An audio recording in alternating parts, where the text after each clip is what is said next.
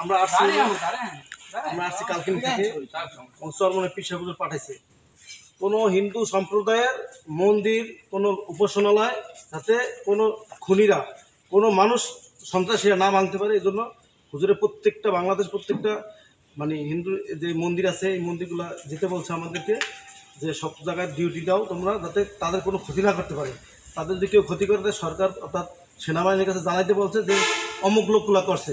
আপনারা সেনাবাহিনী এখন আজকে থেকে সেনাবাহিনী নামবে, রাত্রে কালকে থেকে সেনাবাহিনী নামার পর যদি কোনো কেউ অঘটন ঘটায় আপনারা ওই অঙ্গ ধরে ফেলাবেন, ধরে রাখতে পারেন। লগ আপনারা ফেসবুকে বা ইউটিউবে ছেড়ে দিবেন বা তাদেরকে সেনাবাহিনীকে কল দিবেন যে ওই বাড়ির অমুক অমুক তমুক নাম বলবেন যে এরা আইসা আমাকে এই ক্ষয়ক্ষতিগুলো করে গেছে। আপনাদের কোনো ক্ষতি এই যে আমরা তো সাধারণ ছাত্র আমরা চাই না পীর সাহেব চরমনাই ওদের কিন্তু হাত পাখার প্রার্থী, সেও চাইতেছে যে কোনো হিন্দু সম্প্রদায়ের উপরে যাতে কোনো আঘাত না আসে। তোমরা ছাত্ররা যেখানে আছো, যুবকরা যেখানে আছো, তাদের মন্দির এই সব জায়গা পাহারা দাও, তারপরে উপাসনা তাদের পাহারা দাও যাতে কোনো প্রকার ক্ষতি করতে না পারে। তা আমরা আসছি একটু খোঁজ খবর নিতে। আমরা শুনছি যে গতকালকে নাকি আপনাদের এই এলাকায় কেউ ঢুকছে, আসলে ঢোকার সম্ভাবনা আছিল কিন্তু ঢোকে না, কেউ ঢোকার সম্ভাবনা ছিল।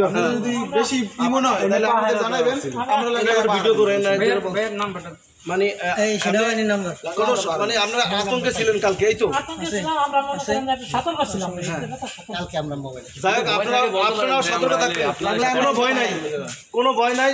যদি কোনো সন্ত্রাসী প্রতিরোধ করবেন, কোনো উপাসনা যদি কেউ ভাঙতে চায় এদের প্রতিরোধ করবেন, কারণ এগুলো যারা করে সন্ত্রাস, ইসলাম কিন্তু এটা চায় না।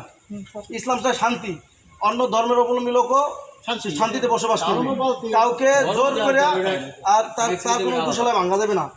আজকে আমরা বাংলাদেশের যারা ভারতে আমাকে মুসলমান আছে, বাংলাদেশের যে মুসলমান এসে বেশি আছে আছে জানেন না, বাংলাদেশ তো ছোট রাষ্ট্র, এখানে কি মুসলমান এসে বেশি আছে ভারতে, সেখানে নিরাপদে আছে না? তাহলে চিন্তা করেন সেখানে মুসলমান আছে 20 কোটি আর এখানে আমরা সব মিলে আছে 18 কোটি।